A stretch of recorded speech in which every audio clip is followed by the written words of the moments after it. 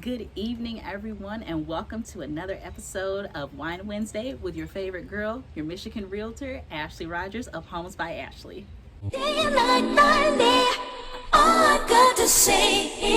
Hello, guys, and welcome to another episode of Wine Wednesday. So today's episode of Wine Wednesday is a little different. As you can see, I've done a change of scenery. Being outside, it's now warmer out and everything as well. A common question that I have been getting from a lot of clients and soon to be clients is, what is going on with this crazy market, especially if you're a buyer? You've been wondering, like, what is going on? Why is it that I can't get a house? Just what's going on? So even my cat is over here meowing like, yes, I agree with you. I can't get a house either. You got one, dude. Anyway. So yeah, I just wanted to have a conversation with you guys about what's going on in the market. I know it's been frustrating for a lot of buyers because it's been very, very hard for them to be able to stay positive and, just kind of stay the course because it's a seller's market right now. So I'm going to break down exactly what the seller's market means and just kind of, like I said, this is just really conversational with you guys to really tell you about what's going on and when we can expect things to change, and just giving you a little bit of advice of what you can do as a buyer. So the first thing, let's go ahead and take a sip because we're going to need it for this kind of conversation. Okay, we got that out the way. So first off, what we're dealing with right now is what's called a seller's market. What exactly does that mean? A seller's market pretty much means that there are more buyers than there are sellers. You might have heard the phrase like we have low inventory, all of these different types of ways that realtors have been describing what's going on with houses in the market. So it is low inventory, meaning that it's a seller's market. There's more buyers and less homes that are actually for sale. Now, as far as the low inventory, that's exactly what that is. There are more buyers than there are sellers, and it kind of makes sense in this kind of market because the reason is that when you have the high demand of buyers, which means there isn't a lot of inventory or homes for sale. And of course, you have the sellers that are hesitant about selling their home, even if they want to, simply because they're wondering, well, if the buyers can't find homes to go to, where am I going to find one to go? So you've got this tug of war going on between buyers and sellers. It's absolutely crazy, and it can be very discouraging. But this is my advice to my buyers, especially. Stay the course. Trust your realtor. If you have a very good realtor, such as myself, you're going to have to just stay the course, keep the faith, and just have, as much of a positive attitude as possible. I understand that right now buyers are just kind of, submitting their offers and they're getting outbid. People out here are giving up everything from their firstborn child to their dogs and cats and cars and left lungs to be able to get a house and still being outbid by someone else. It's crazy. I get it. And it's not just here in Michigan. It's actually nationwide where all of this is going on. So buyers, we understand. Think about how frustrating it is even for us realtors to have to unfortunately put an offer in for you and come back and tell you that unfortunately your offer wasn't accepted.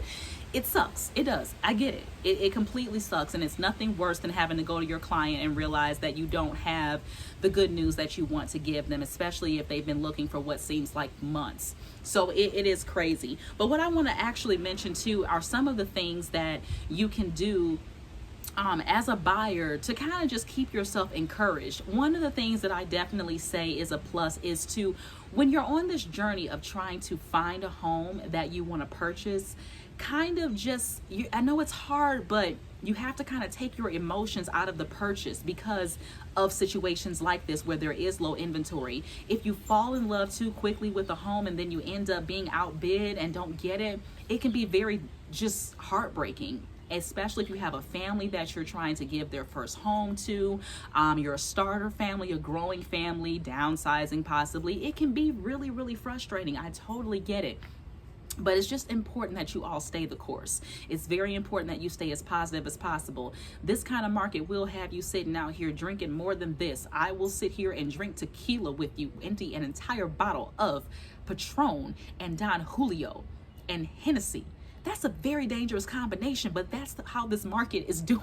That's what this market is doing for people. It's just making them, if you didn't drink, there's making you want to just pick up whatever you can and start drinking to try to take care of the emotions that you're going through. I get it, trust me. But it's just one of those things where I say just try to stay the course and try to stay as positive as possible. Sorry, get my P's mixed up. But that's one of my biggest things that I tell people is try your best to take the emotion out of the journey of searching for your home, because God forbid, again, that you find one that you fall in love with and unfortunately be outbid by it. It sucks, especially if it's happening multiple times over and over and over. One of the things that I also say is if you're a buyer and you've been looking for a while now in this crazy seller's market, my advice too is to really do some soul searching as well. Really try to see if this is the time for you to purchase a home. I know that right now a lot of buyers are just anxious to purchase a home because rates right now are really, really low on loans and mortgages and everything like that. So a lot more people can definitely afford it. But really do some soul searching. That's my second advice for you all, besides staying positive, is just really do some soul searching and figure out if this is really the time that you need to be purchasing a home. That is something that you can do to kind of save yourself some of the heartache, because the reality is eventually this market is going to change. It's going to balance itself out. As far as when that happens, it's really, really difficult to say, unfortunately. Even us realtors in this profession, we don't really know, and it can range from state to state. Right now, the nation is just experiencing this whole seller's market. So all 50 states are really in a moment where we're really just like, we don't know when it's going to balance out. So really ask yourself if you can take a break and take a step back and realize, you know what, maybe this isn't the time for me to purchase a home. If it means saving your emotions, saving your family, and also ultimately gives you a chance to save a little bit more money, that is actually a good thing. It's not a bad thing at all. Which brings me to my next step of advice too for you buyers. Depending on your budget, if you are a person that is looking to purchase a home and you're looking in an area that is kind of on the upscale side, and Michigan, it can probably range starting from $300,000 and up. If you're looking in that kind of range and you can actually be pre-approved for that range, crunch your numbers and really see if you are able to, I guess a good way of putting it, one way I would say is probably seeing if you can crunch your numbers to save a little bit more and look for something a little bit less than what you've been pre-approved for. It's okay to shop for homes that are less than what you are pre-approved for, because one of the things that I tell my clients is that when I'm searching for a house for you, I will not have you go house broke. And what I mean by that is that I'm not going to put you in a position where you purchase a house just because you're emotionally attached to it and it's perfect, and then 6 months down the road you realize that you couldn't afford it in the first place, and you probably should have, found something a little bit cheaper even if you were approved for more. That's okay. Try looking close to what you got pre-approved for, but still look a little bit less, because there are a lot of homes out here, honestly, that maybe cost less than what you got pre-approved for, and may be able to at least give you what it is that you need for that time being. Your first home does not have to be your forever home. This is especially for my first time home buyers. If you are starting a family or have a family already and this is going to be your first time buying a home, do not be afraid to look for something cheaper than what you were pre-approved for, because it doesn't have to be your forever home. You can be there on average between 5 to 8 years and then realize that you want something more. So don't be afraid to look for less than what you're pre-approved for. In that same realm, I also want to say, really understand how much you want that home, because if you're going into a multiple offer situation, then you're really going to have to ask yourself, is this the home for me? Because you're going to have to put some skin in the game, and sometimes that means you're going to have to put in a lot more money than maybe you thought, but you need to be okay with that. If you're not going to be okay with that, do not be afraid to walk away. Buyers, do not feel pressured to put an offer in on a house that you absolutely are not in love with, because the reality is that if it's not for you, that's okay, because the next one's going to be better for you. And if that one doesn't work out, the next one might be better for you as well. Just again, stay encouraged and understand that this market is crazy right now, and your realtors are doing the best they can to find what it is that you want, but you will have to ask yourself, how much is it that I can really afford? How much is it that I can put down?